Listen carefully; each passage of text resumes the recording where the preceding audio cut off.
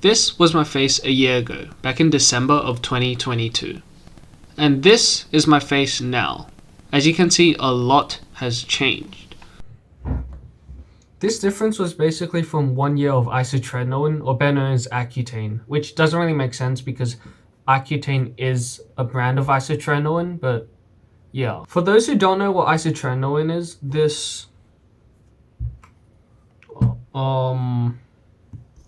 is isotretinoin, and it's a small pill that's used to treat severe acne. There are also a lot of potential side effects, so make sure if you want to use them to check those out. Anyways, for this video, I'm going to go through my 12-month journey and my experiences through each of those. To begin, for almost half a year, I had really bad acne that simply could not go away no matter what medicine and skincare I used. And trust me, my skincare was very riz. So after getting sick and tired of this, I went to a dermatologist and was prescribed isotretinoin. I don't have much photos of this period, but I do have these photos of me getting a perm, and you could just see how bad the acne really was. Firstly, the dermatologist prescribed 10 mg isotretinoin pills, which I alternated, taking one for every 2 days. This month basically had no changes. My face still looked the way it was during December. I didn't really experience any side effects other than the occasional day where my skin and lips got really dry for some reason and started bleeding. I did feel like new pimples were showing up much less though. I got a blood test this month to see if my body reacted negatively, which luckily I was fine. I was then told to take one 10 mg pill per day without breaks now. This month the acne got a bit worse and my face had a lot more redness, which you could see in the video, but I wasn't too worried because the dermatologist said it could happen and was one of the common side effects. My face also started to get a lot more dry consistently on a day-to-day basis, but still nothing major. Also, in case you guys were wondering, this is how extensive my skincare was. This, by the way, was me speeding up my sped up by 2000%, so it took a lot of time. I forgot to record anything for March, so here's the ooey cat to compensate. I shaved my head this month because I got tired of the long hair covering up my forehead, which caused more acne to grow, and also some other reasons. But anyways, the rate of which new acne pops up has slowed down quite a bit, and the inflammation and redness on my forehead has decreased a bit as well. There was still a long way to go due to the redness and inflammation, but April was the month where things took a turn for the better, and you could actually see my face healing and improving due to the decreasing acne. The face was still super dry, so I got a water-based moisturizer. New acne has completely gone, and the inflammation and redness on my forehead is about 90% gone as well, with a decent amount of redness still on the sides of my face. This month I had particularly dry skin due to the cold from changing seasons to winter. This resulted in my lips being super dry, and every time I smiled or say something it cracks and starts bleeding.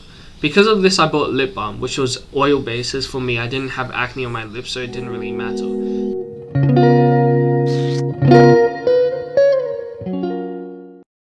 It was 3 months from my previous blood test, so I had to get another one to confirm everything was fine, which it was.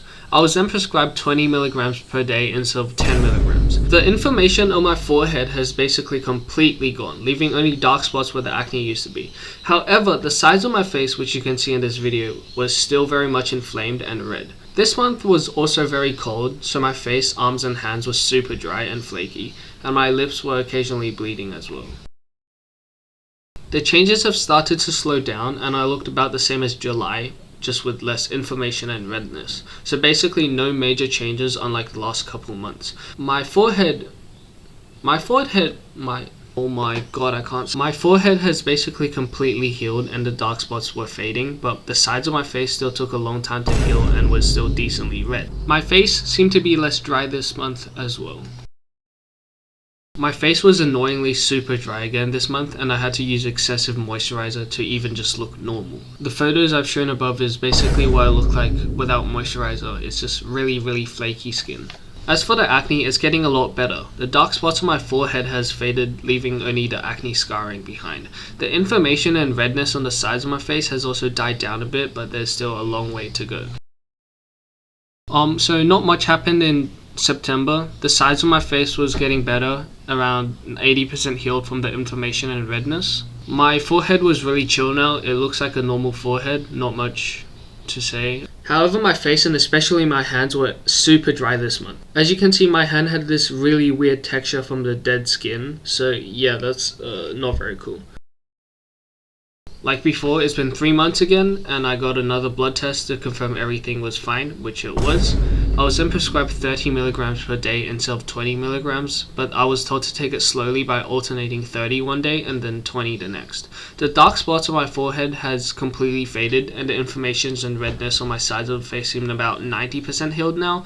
The temperature has slowly warmed up, so my face was no longer dry, and overall my face was getting a lot better.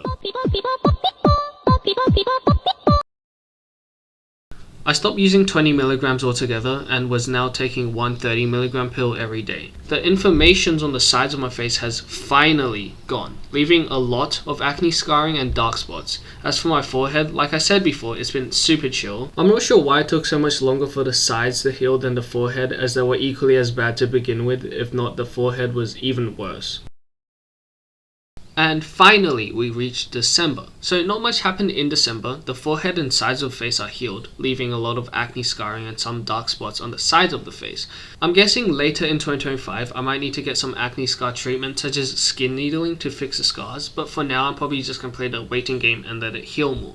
So yeah, that's it for my 12-month journey. I'm still using it, but I'm probably not going to make a part 2 because the differences are just way too small and you can't really notice them anymore. Unless, of course, if I'm getting like acne scar treatments, I might make a part 2. But yeah, that's about it for now. Bye.